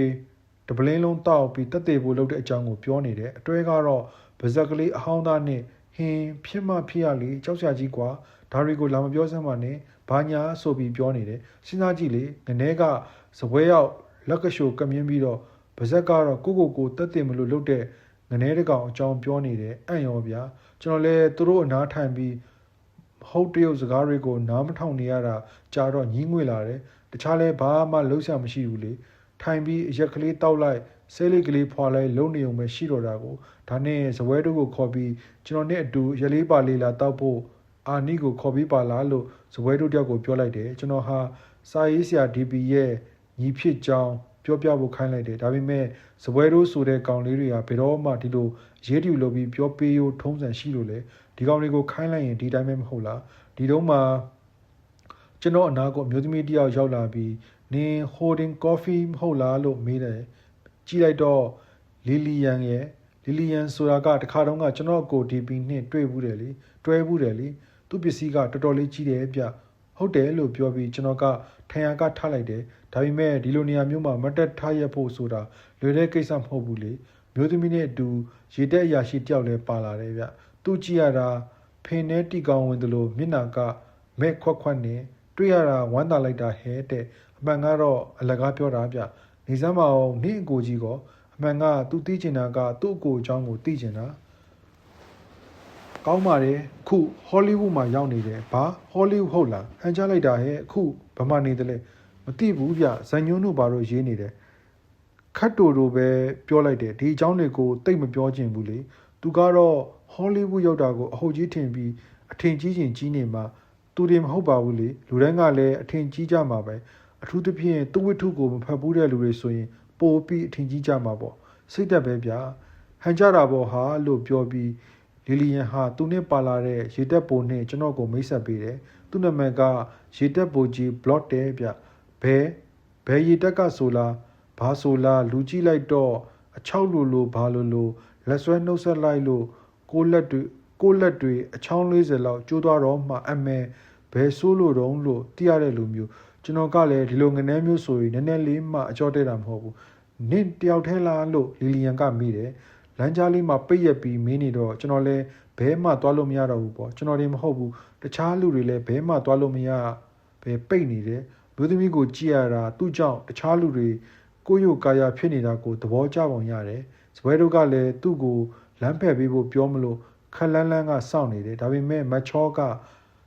တော့စပွဲတို့ကိုခီးတော်မဆိုင်ဘူးဟားတယ်ဗျာဒီတော့စပွဲတို့ကလည်းဘယ်ကြည်တော့မလဲဗျစပွဲတို့တွေမဟုတ်ဘူးသူ့ကိုတွဲလာတဲ့ရေတက်ဘူကလည်းတိတ်ကြည်ပုံမရတော့ဘူးဘယ်သူကမှလည်းမကြည့်ဘူး နင်းမှာအတွဲလေးပါလီမပါဘဲကိုကျွန်တော်ကလည်းမတ်တက်ရက်ကြီးထိုင်ပါလို့မပြောဘဲမျိုးသမီးကသူ့ကြောင့်ဒီလိုမတ်တက်ရက်နေရတာကိုကြည့်ပြီးသဘောကျနေတဲ့ပုံမျိုးပြီးတော့မှရေတက်ဘူဘက်ကိုလှည့်ပြီးကောင်လေးကမချောဘူးလားနင်ကအလင်ကားတက်အရင်ကတက်ပိုချောလာတယ်လို့ကျွန်တော်ဘက်ကိုလှည့်ပြီးပြောလိုက်သေးတယ်ကော်ဖီရေတို့စပွဲကိုလာပါလားနင်းခွက်လဲယူခဲ့မလာတော့ဘူးကျွန်တော်ပြန်တော့မလို့လုပ်နေတာချိန်ထားတာလေးရှိလို့မျိုးသမီးကကျွန်တော်ကိုတော်တော်အရေးပေးနေတယ်ဗျဒီအကြောင်းကိုအကိုတော့ပြန်ပြောအောင်မယ်ကဲဒီလိုဆိုရင်တော့ကိုတော်လေးသဘောပါတယ်ရှင်နင်းကိုနဲ့တွေ့ရင်တော့ပြောလိုက်စမ်းပါငါမုန်းတယ်လို့သူထွက်သွားတော့ကျွန်တော်နဲ့ရေတက်ပိုလဲတယောက်နဲ့တယောက်တွေ့ရတာဝမ်းသာတဲ့အကြောင်းဘာအကြောင်းရှောက်ပြောနေရတာပေါ့ဗျာဒီလိုအပိုစာသားတွေပြောရတာကျွန်တော်သိစိတ်ကုန်တာပဲလူတွေ့တိုင်းတွေ့ရတာဝမ်းသာပါတယ်လို့လုပ်နေရတာအမှန်ကတော့တွေ့ရတာဘယ်ဝမ်းသာမလဲတွေ့ကျင်တဲ့သူရောမတွေ့ကျင်တဲ့သူရောလူပေါင်းစုံနဲ့တွေ့ရတာဘယ်ဝမ်းသာနိုင်ပါမလဲဗျာဒါပေမဲ့ခတ်သားပဲဒီလိုလောကဝိစကားကိုပြောရတာပေါ့ဒီလိုမပြောဘဲအမှန်တိုင်းပြောရင်ပြဿနာတောင်းနဲ့တယောက်ချိန်ထားတာလေးရှိလို့ပြောလိုက်ပြီးတော့စက်နေတော့မဖြစ်တော့ဘူးလေပြန်မှဖြစ်မှာအာနေကြီးရဲ့နောက်ထပ်စန္ဒယာလက်တံကလေးကိုတော့နားထောင်ကြမရတော့ဘူးအမှန်ကတော့သူတို့အတွဲနဲ့တွားထိုင်ရမှာပြင်းလို့လွယ်ပြောလွတ်လိုက်တာဒီတော့ကျွန်တော်ကလတ်ထဲကထွက်လာခဲ့ရတာပေါ့ကုတ်အင်ကြီးကိုပြန်ဝင်ရင်စိတ်တကြလိုက်တာဗျာတကယ်ပဲလူတွေဟာသူများရေးကောင်းနေပြီဆိုရင်ဒိန်းတောင်းဝင်ဖြတ်ချင်ကြတယ်ဟိုတယ်ကိုခြေချင်းပြန်လျှောက်လာခဲ့တယ်40တလန်းလောက်ကြော်လာခဲ့ရတယ်လမ်းလျှောက်ခြင်းလှလို့တော့မဟုတ်ပါဘူးနောက်ထပ်တက္ကစီတွေပါရင်ငှားမနေခြင်းတော့တာရင်နဲ့လာခဲ့တာဓာတ်လေကားကြီးနဲ့တိုက်ရဆင်းရတာကိုစိတ်ပြက်တယ်လို့ပေါ့တက္ကစီစီးရတာကိုလည်းညင်းငွေ့နေပြီဒီတော့ဘလောက်ပဲဝေခြေလင်မဲသွားပစ်လိုက်တော့တယ်ဘလောက်ပဲမြင့်ခြေလင်မဲတက်ပစ်လိုက်တော့တယ်ကျွန်တော်ခြာတေးဘွားတုန်းကဆိုရင်စနက်ထက်မှာရှိတဲ့ကျွန်တော်တို့အခန်းကိုခြေချင်းမကြာခဏတက်လိရှိတယ်အပြင်မှာနှင်းတွေကျနေတာမသိလိုက်ဘူးလမ်းဘေးပလက်ဖောင်းမှာလည်းနှင်းပွင့်တပွင့်မှမရှိဘူးဒါပေမဲ့အေးဒလာမမီနှင့်ရေခဲတော့မတက်ပဲတောလိုက်အုတ်ထုတ်နေကလေးကိုခေါင်းပေါ်မှာစောင်းလိုက်တယ်ဘသူတွေကဘာနဲ့တူတယ်လို့ပြောကျွန်တော်ဂယူးမဆိုင်ပါဘူးချမ်းလွန်းတာနဲ့ဘေးမှာပါလာတဲ့ပါးကနားကလေးတွေကိုတောင်ချထားလိုက်ရသေးတယ်လက်တွေရေခဲမတက်အေးနေတော့မှကျောင်းမှာကျွန်တော်လက်အိတ်ကိုခေါ်သွားတဲ့ကောင်ကိုစိတ်ဆိုးလိုက်တာမပြောပါနဲ့တော့ခိုးသွားတဲ့ကောင်ကိုတိတော့ကောဘာလို့မှလဲလို့မမေးနဲ့ဘာမှမလုပ်ပါဘူးကျွန်တော်ကတတိသိရှိတဲ့ကောင်မဟုတ်ပါဘူးတတိမရှိဘူးဆိုတာတော့မပြဘူးပေါ့ဗျာဒါပေမဲ့မရှိတာကတော့အမှန်ပဲဥပမာဆိုပါတော့ကျောင်းမှာကျွန်တော်လက်အိတ်ကိုခိုးသွားတဲ့ငနေကိုကျွန်တော်သိပြီဆိုပါတော့သူ့အခန်းကိုကျွန်တော်သွားမယ်ကဲကိုလက်အိတ်ကိုပြန်ပေးပါလို့တောင်းမယ်ကျွန်တော်လက်အိတ်ကိုတိုးသွားတဲ့ငနေကဘယ်လက်အိတ်လဲဘာလဲစသည်ဖြင့်မသိကြအောင်ဆောင်ပြီးခက်တီလုပ်မယ်ဒီတော့ကျွန်တော်ကသူ့ဗီဒီယိုတွေကိုဖွင့်ပြီးကျွန်တော်လက်အိတ်ကိုဆွဲပြမယ်တနေရာမှာဒီကောင်ဝှက်ထားမှာကိုတွေးတော့ကျွန်တော်ကလက်အိတ်ကိုဆွဲထုတ်ပြီးဒါမင်းလက်အိတ်လားကွာလို့မေးမယ်ဒီတော့ငနေကသူဘာမှမသိတဲ့ပုံမျိုးနဲ့အော်ဒါမင်းလက်အိတ်လားငါအခန်းနဲ့ဘယ်နဲ့လို့ရောက်နေတယ်လဲမသိပါဘူးကွာမင်းလက်အိတ်ဆိုရင်လည်းပြန်ယူသွားပေါ့ငါကတော့လက်အိတ်တို့ဘာတို့ကိုတိတ်သုံးတဲ့ကောင်မဟုတ်ဘူးစသဖြင့်ပြန်ပြောမယ်ဒီတော့ကျွန်တော်ကသူ့အခန်းဝမှာအတန်ကြာရက်ကောင်းရက်နေမယ်ကျွန်တော်လက်အိတ်ကိုပြန်ရနေပြီလေဒီတော့ဒီကောင်းမျက်နှာကိုတစ်ချက်လောက်ပိတ်ထိုးပြလိုက်ခြင်းနဲ့မေယိုကျိုးသွားအောင်စော်ထဲလိုက်ခြင်းနဲ့ဒါပေမဲ့ခတ်တာကကျွန်တော်မလုပ်ရဲဘူးဒီတော့ခတ်တီနဲ့ဒီကောင်းအခန်းရှိမယ်ရက်နေမယ်လက်သီးနဲ့မထွေးတော့ဒီကောင်းကိုဘာဖြစ်တယ်ညာဖြစ်တယ်စသဖြင့်ခန္ဓာနာကလေးပြောမယ်ဒီတော့ငနေကလည်းထလာပြီးဟိတ်ကောင်မင်းငါ့ကိုတခိုးလို့ဆွဆွဲတယ်ပေါ့ဟုတ်လားလို့မင်းမယ်ဒီတော့ကျွန်တော်ကလည်းအေးဟုတ်တယ်လို့ငါလက်အိတ်ကိုမင်းခိုးတာပဲဘာညာစသည်ဖြင့်ပြောမယ်လို့ခင်ဗျားတို့ထင်နေသလားဘယ်ပြောမလဲငါမင်းကိုဘာပြောလို့လဲကွာငါလက်အိတ်မင်းပြည်တွေထဲမှာရောက်နေတယ်လို့ပဲပြောတာလို့ပြောမယ်ဒီတော့ငနေကလည်းသူ့ကိုမထိုးရမှန်းသိတော့ရှေ့တိုးလာပြီးဟိတ်ကောင်ဦးကြောင်ကြောင်လုံးမနေနဲ့မင်းငါ့ကိုတခိုးလို့ပြောနေတာမဟုတ်လားလို့ပြန်ပြောမယ်ကျွန်တော်ကလည်းမင်းကိုဘသူခိုးတယ်လို့ပြောလို့လေငါလက်အိတ်မင်းပြည်တွေထဲရောက်နေတယ်လို့ပြောတာပဲလို့ပြောမယ်ဒီလိုနဲ့ကျွန်တော်တို့နှစ်ယောက်တယောက်တစ်ပြန်ပြောနေကြမယ်နောက်တော့ဒီကောင်ကိုဘာမှမလုပ်ရဲဘဲနဲ့ကျွန်တော်ပြန်ထွက်လာမယ်ကန်တင်းကိုဆင်းလာပြီး secret ကိုအားပါရဖွာရင်ကျွန်တော်ဒေါသထွက်နေတာကိုမှန်ထဲမှာပြန်ကြည့်နေမယ်ဒါပဲကျွန်တော်ဒါပဲလုပ်မှာပဲကျွန်တော်ဟာဟိုတယ်ကိုလမ်းလျှောက်ပြန်လာရင်တွေးမိတေးရတွေးလာတယ်ကျွန်တော်ဟာဒီလောက်တတိနေတယ်လို့တော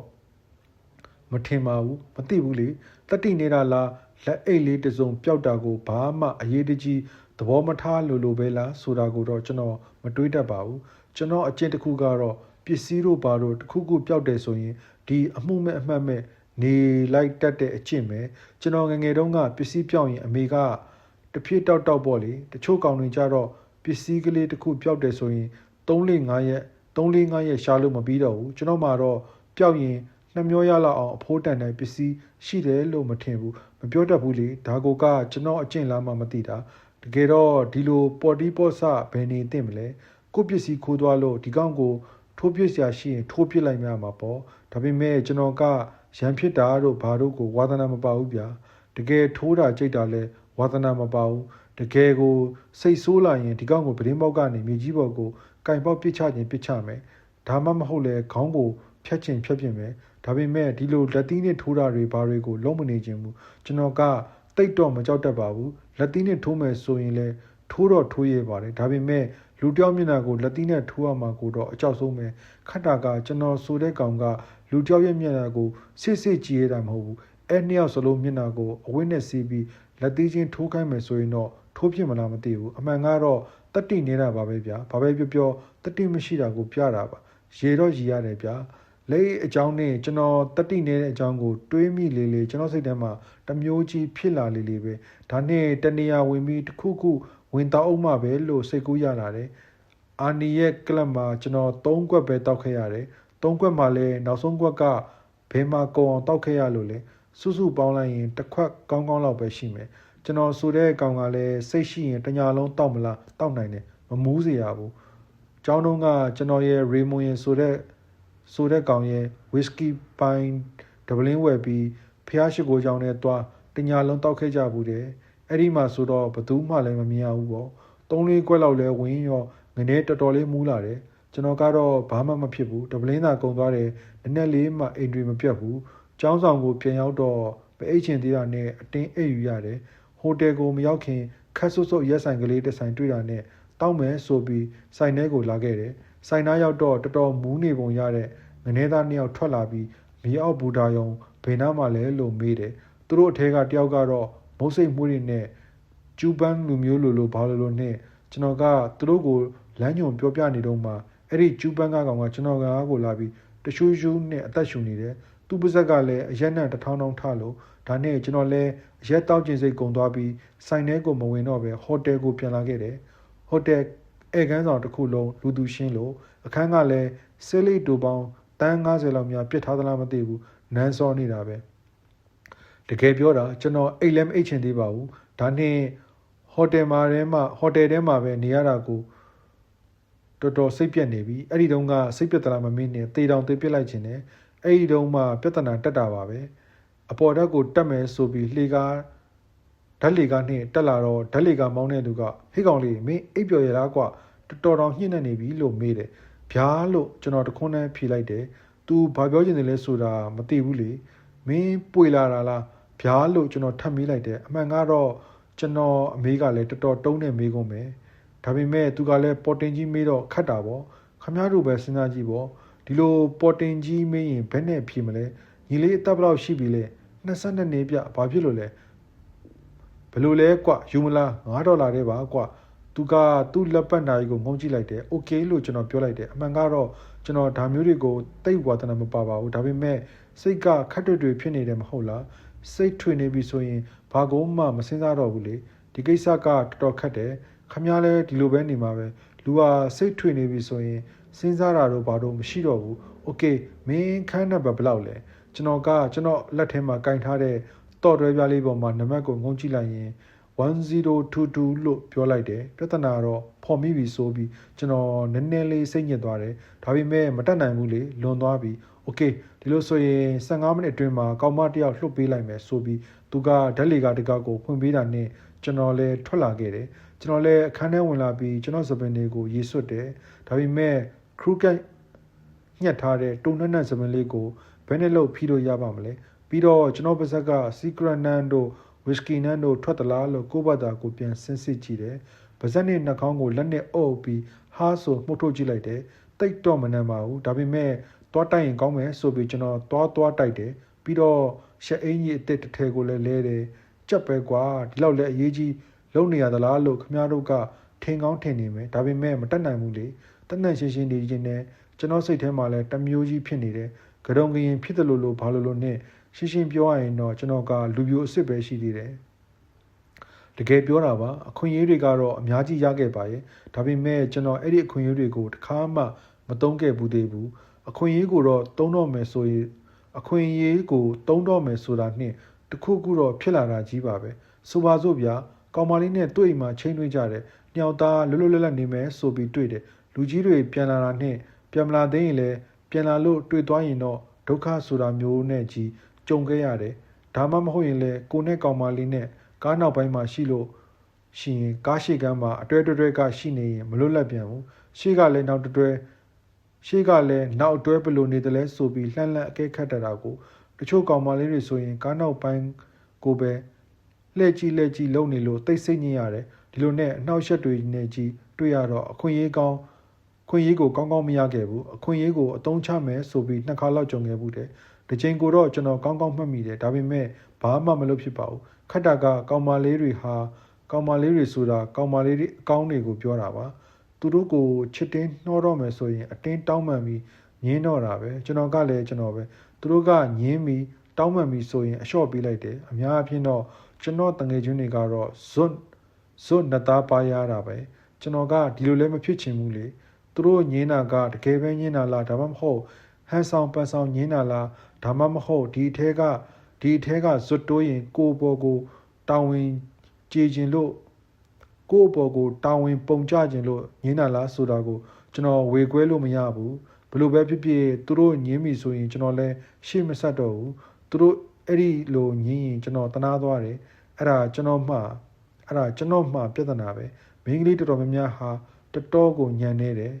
သူတို့ကိုပုတ်တိပုတ်တက်လွတ်လိုက်တာနဲ့တပြိုင်နက်ဘာမှစဉ်းစားညာမရှိတော့ဘူးမိန်းကလေးတယောက်ညွန့်လာပြီဆိုရင်သူတို့ဘာမှမစဉ်းစားတတ်တော့ဘူးဘာဖြစ်လို့မှန်းတော့မသိဘူးဗျာသူတို့ကဟင်းအင်းမလုံးနဲ့ကြောက်တယ်ဘာညာလို့ညင်းကျွန်တော်ကလည်းလက်လျှော့လိုက်တော့တာသူတို့ကိုအိမ်ပြန်ပို့တော့မှငါအလျှော့ပေးလိုက်မိတာမှားပြီလို့စဉ်းစားမိလာတယ်ဒါပေမဲ့ကျွန်တော်ဘယ်တော့မှအစိုးအတင်းမတိုးပါဘူးရှက်အင်ကြီးလဲရင်ဒီတစ်ခေါက်တော့အခွင့်အရေးကိုအဆုံးရှုံးမခံတော့ဘူးလို့ကျွန်တော်စိတ်ပိုင်းဖြတ်လိုက်တယ်ဟုတ်တယ်လေလူကကြေးစားပဲကျွန်တော်ကဘာဖြစ်လို့ဒီခွင့်ရေးကိုအဆုံးခံတော့မှလဲဒါမျိုးဆိုတာကလက်မထက်ခင်မှာအတွေ့အကြုံရှိသားတဲ့တယ်လို့ကျွန်တော်ထင်နေတယ်ဒီလိုနဲ့တောင်တွေးမြောက်တွေးအခန်းထဲလမ်းလျှောက်နေရင်ကသူ့ကိုစောင့်နေတယ်မျိုးသမီးကလှရမယ်တိတ်လှကြီးမဟုတ်တော့ကြည်ပျော်ရှိရမယ်ပေါ့ဒီတော့မှတကားခောက်တန်ပေါ်လာတယ်ဒါနဲ့ကျွန်တော်တကားစီကိုသွားတယ်အခန်းဝမှာကျွန်တော်ကလက်ဆွဲအိတ်ကြီးခြာထားခဲ့တာကိုမေ့ပြီးလော်တကြီးနဲ့တောဖွင့်လိုက်တာလက်ဆွဲအိတ်ကြီးကိုတိုက်မိပြီးလဲကျသွားတယ်နားလိုက်တာဗျာမပြောပါနဲ့တော့ဒူးကိုမနှဲပုတ်နေပြီးတော့မှထားလို့ရတယ်ကျွန်တော်ဆိုတဲ့ကောင်ကဒီလိုပဲလမ်းသွားရင်ဟိုဟာနဲ့တိုက်ဒီဟာနဲ့တိုက်ခဏဖြစ်တတ်တယ်တကားဖွင့်လိုက်တော့မချောကအပေါက်ဝမှာရက်နေတယ်ဗျပိုလိုရိုက်တဲ့ဝိယုံအင်ကြီးလေးဝစ်ထားတယ်အုတ်ထုတ်တော့စောင်းမထားဘူးအသားဖြူဖြူစပင်ကငွေရောင်နှစ်ဒါပေမဲ့သူ့စပင်ဆေးဆိုးထားမှန်းကိုကျွန်တော်သိလိုက်တယ်အစိုးပလုတ်ထဲကတော့မဟုတ်ဘူးဗျပစ္စည်းကတော့ကောင်းတယ်နေကောင်းတယ်နော်လို့ကျွန်တော်ကနှုတ်ဆက်လိုက်တယ်ကိုလူကြီးကျွန်တော်အတန်ကခြုံနေလိုက်တာကိုအတန်ကိုတောင်မှဟုတ်ရဲ့လားလို့တော့ထင်လိုက်မိသေးတယ်မော်ရစ်ပြောလိုက်တာအကိုလားဘာတူလဲဓာတ်လေကားမောင်းတဲ့အကိုကြီးလားဟုတ်တယ်ဟုတ်ပါတယ်အထဲကိုဝင်လေကျွန်တော်လည်းတဖြည်းဖြည်းရဲလာတယ်အမျိုးသမီးကသူဝစ်လာတဲ့ပိုလိုရိုက်အင်ကြီးလေးကိုချွတ်လိုက်ပြီးဂရင်မော်ကိုပြစ်တင်လိုက်တယ်သူ့ကိုယ်ပေါ်မှာအစိမ်းအောင်ဝစ်စုံလေးဝစ်လို့ပြီးတော့အမျိုးသမီးကဇပွဲနားမှာရှိတဲ့ကလထိုင်တစ်လုံးပေါ်ကိုဝင်ထိုင်လိုက်ပြီးခြေထောက်ကိုလှုပ်နေတယ်ပြည်တစားမတယောက်အနေနဲ့ပြောရရင်အမျိုးသမီးကိုကြည့်ရတာနည်းနည်းရှက်တလို့ယွန်းတလို့ဖြစ်နေတယ်တကယ်ပြောတာခန့်ငယ်မို့လို့ရှက်တလို့ဖြစ်နေဟန်တူပါရဲ့သူကကျွန်တော်အသက်နဲ့မတဲမြင့်လောက်ပဲရှိသေးတာကိုကျွန်တော်ကသူ့ဘေးနားမှာရှိတဲ့ကလထိုင်ကြီးပေါ်ဝင်ထိုင်လိုက်ပြီးသူ့ကို secret လေးလှမ်းပေးလိုက်တယ်ဟင်းတို့ကမတောက်တတ်ဘူးလို့တော့ပြောတယ်သူ့အတန်ကခန့်နွက်ကလေးရဲ့တူတူကလေးပြောတော့မနှဲနားထောင်ယူရတယ်သူ့ကိုတစ်ခုပေးရင်ကျေးဇူးတင်ပါတယ်လို့ဘာလို့ဆိုတာလဲတိတ်မပြောဘူးဗျကိုနာမည်ကဂျင်စတီးပါလို့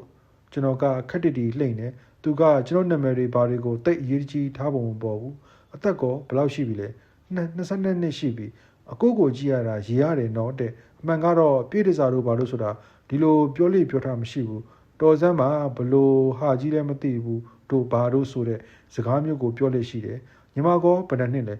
အမလီအသက်ဆေးပါပြီရှင်းလို့ပြောတယ်မျိုးသမီးကဟာသားတော့အရှိတာအကိုမှနိုင်မပါဘူးလားလို့မေးတော့မေးပြီးအမျိုးသမီးက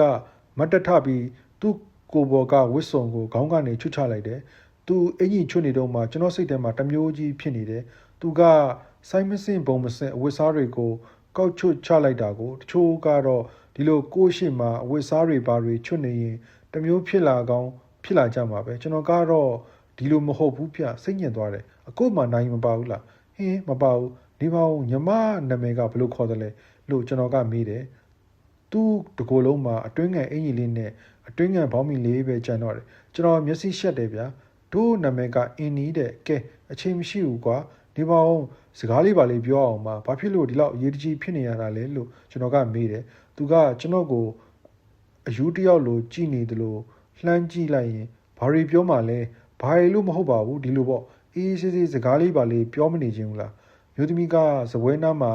ကလထိုင်ပေါ်ကိုပြန်ထန်လိုက်တယ်သူကြည့်ရတာဒီလိုအချိန်ဖြုံးမနေခြင်းဘူးထင်တယ်ပေါင်နှလုံးကိုထပ်ပြီးခြေထောက်ကိုလှုပ်နေတယ်ကြည့်ရတာတော်တော်ရှက်ရွံ့ရွံ့ဖြစ်နေပုံပဲ secret လေးပါလေးတောက်မလားကျွန်တော်သူ့ဆေးလေးမတောက်တာကိုမေ့ပြီးဆက်လက်တဲနေပြန်တယ်ဟင်းအင်းမတောက်ပါဘူးလို့ဆိုနေကဲပါပြောတာရှိတယ်ဆိုဘာတွေပြောမှလဲအချိန်မရှိဘူးကျွန်တော်ဘာပြောလို့ပြောရမှမသိတော့ဘူးအမှန်ကတော့သူပြည့်တဲ့ဘွားကိုဘလို့ရောက်လာတယ်လဲဘာလဲဆိုတာမျိုးတွေကိုမေးချင်တာဒါပေမဲ့ကျွန်တော်မမေးရဘူးသူကလည်းပြောချင်မှပြောမှာညီမကနယူးယောက်ကမဟုတ်ဘူးထင်တယ်လို့ကျွန်တော်ပါဇက်ထဲမှာတုတ်ကရကိုကောက်ပြောလိုက်တယ်ဟုတ်ပါဘူးရှင်ဟောလိဝုဒ်ကလို့ပြောပြီးဂရင်ပေါ်မှာပြစ်တင်ထားတဲ့အဝင်သားမှာတွားထိုင်နေတယ်အခန်းထဲမှာအင်ကြီးဂျိတ်တို့ဘာတို့မရှိဘူးလားတို့ကအင်ကြီးဂျိတ်တို့ဘာတို့ကြည်နေမဝတ်တတ်ဘူးအင်ကြီးကအစ်စ်တွေရှိပါတယ်လို့ပြောပြီးကျွန်တော်ကလည်းသူ့ဝတ်ကိုကောက်ယူပြီးဘီရိုတဲကအင်ကြီးဂျိတ်မှာတွားချိတ်ပေးလိုက်တယ်လှုပ်ရှားတစ်ခုခုရသွားလို့ကျွန်တော်လည်းစိတ်ထဲမှာနည်းနည်းနေတာထိုင်တာရှိသွားတယ်အင်ကြီးတွေကိုချိတ်ပေးရင်ကျွန်တော်စိတ်ထဲမှာဝမ်းနည်းတယ်လို့ဘာလို့ဖြစ်နေတယ်ဒီအင်ကြီးကသူ့စတိုးဆိုင်တစ်ဆိုင်ကဝယ်ခဲ့မှာပဲစတိုးဆိုင်ကလည်းသူ့ကိုပြည်ရစာမှန်ဘာမှန်သိမှာမဟုတ်ဘူးဆိုင်ကအယောင်စရိတ်ကလည်းသူ့ကိုမိန်းကလေးအကောင်းမဲ့ထင်နေမှာလို့တွေးရင်ကျွန်တော်စိတ်မကောင်းဖြစ်မိတယ်ဘာဖြစ်လို့မှန်းတော့မသိဘူးကျွန်တော်လည်းပြန်ထိုင်ရင်ပြောလက်ဆစကားကိုဆက်ပြောတယ်မျိုးသမီးကတိတ်စကားပြောချင်မှမရဘူးညီမမှညာတိုင်းအလုပ်ရှိတာပေါ့လို့ကျွန်တော်ကမေးတယ်မေးပြီးမှကိုမေးတဲ့မိကုန်းကတော်တော်ဥကြောင်ကြောင်နိုင်တဲ့မိကုန်းမှန်သိလိုက်တယ်ဒါပေါ့လို့ပြောပြီးအခန်းထဲမှာရှောက်ရင်းစပွဲပေါ်ကအစားတော့စရင်ကပ်ပြားလေးကိုကောက်ကြည့်နေတယ်နေ့လင်ကြတော့ကောဘာလို့တလဲသူကပခုံးတွမြတယ်ကိုလုံးကိုပေါကတော့ခပ်ပိန်ပိန်ပါပါပဲနေ့လင်ကြတော့အိတ်တာပေါ့မအိတ်ရင်လဲရုပ်ရှင်တို့ဘာလို့ကြည့်တာပေါ့ကဲအချိန်မရှိဘူးကွာပတ်စံလဲတပြားမှဒီမှာကိုပြောမယ်ဒီနေ့ညကိုစိတ်မပေါဘူးတညာလုံးပင်ပန်းနေတယ်တကယ်ပြောတာပါဒါပေမဲ့ညီမကိုပတ်စံပေးလိုက်မယ်ဘလို့မှမအောင်မင်းနဲ့ဟုတ်လားခက်တာကကျွန်တော်ကလည်းစိတ်ကိုလုံးလုံးမပါဘူးဒီတော့သူကကျွန်တော်အနာကိုရှောက်လာပြီးကျွန်တော်ကိုမယုံကြည်နိုင်တဲ့အကြည့်မျိုးနဲ့ကြည့်ရင်ဟင်းဘာဖြစ်လို့လဲကျွန်တော်လည်းစိတ်ထဲမှာဘလို့ဖြစ်လာတယ်မသိဘူးတမျိုးကြီးဖြစ်နေတယ်ဘာမှမဖြစ်ပါဘူးကိုကမကြခင်ကမှခွဲစိတ်ကူတာမှုခံထားရလို့ပါဟုတ်လားဘယ်မှလဲကြော်ရွကိုခွဲထားတယ်ကြော်ရွကနေခါးထိဆိုတော့ဟုတ်လားလို့ပြောပြီးကျွန်တော်ရင်ဝင်ထဲကိုတိုးဝင်ပြီးအကိုကတိတ်ချစ်စရာကောင်းတာလို့ပြောနေတယ်ကျွန်တော်လည်းရှက်ရှက်နဲ့ဆက်လှိမ့်နေရတာပေါ့ကိုကခုမှနလန်ထဆပဲရှိသေးတာအကိုကရုပ်ရှင်မင်းသားနဲ့တူတယ်နော်ရုပ်ရှင်မင်းသားဟိုတင်းလေဘာတူလဲသူ့နာမည်ကိုမေ့နေတယ်အိုးဘယ်သိပါမလဲအကိုသိပါတယ်မေဗင်ဒက်ကလတ်နဲ့အတူတူပါဘူးတယ်လေရုပ်ရှင်ထဲမှာ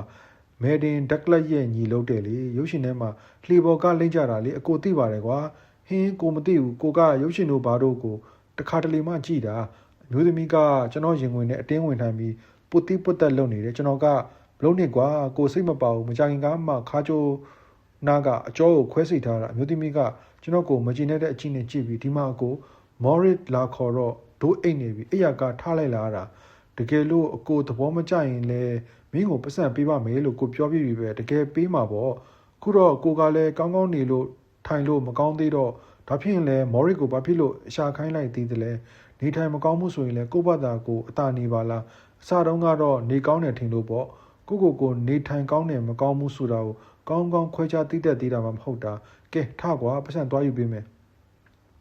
သူကတော်တော်စိတ်ဆိုးနေပုံရတယ်ဒါပေမဲ့ကျွန်တော်ရင်ငွေထဲကထားလိုက်တယ်ကျွန်တော်လည်းအိပ်ရစီသွားပြီးခေါင်းအောက်တေးအိတ်ထဲက$9တရွက်ကိုထုတ်ပေးလိုက်တယ်ဒါက$9တန်ပဲ$10ကျတယ်တော်တော်ကြီးရတယ်အစကတည်းကဒီလိုဖြစ်လိမ့်မယ်လို့ကျွန်တော်မျှော်လင့်ပြီးသားမသိဘူးကွာမော်ရစ်က$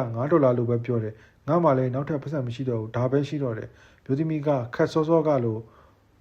ပခုံးကိုတွန်းပြလိုက်ပြီးဒီလိုဆိုရင်တို့အင်ကြီးကိုဗီဒီယိုတွေကယူပေးပါခိုင်းတယ်လို့တော့မအောင်မင်းနဲ့နော်ကောင်မအလာကြီးပြကျွန်တော်လည်းဘာမှမပြောတော့ပါဘူးဗီဒီယိုထဲမှာချိတ်ထားတဲ့သူ့အင်ကြီးကိုယူပေးလိုက်တယ်မျိုးသမီးကအင်ကြီးကိုဝစ်ပြီးဂရင်ပေါ်မှာတင်ထားတဲ့ Polaroid ကိုအင်ကြီးလေးကိုထောက်ဝစ်တယ်ကဲသွားမယ်နော်ဖျားဖြစ်မဲ့โอเคကြီးတဲ့ကောင်းပြီလို့ကျွန်တော်ကတခွန်းလှမ်းပြောလိုက်တယ်ကျေးဇူးတင်ကြောင်းဘာကြောင်းမပြောလိုက်မိဘူးမပြောလိုက်မိတဲ့အတွက်ကျွန်တော်ဝမ်းသာတယ်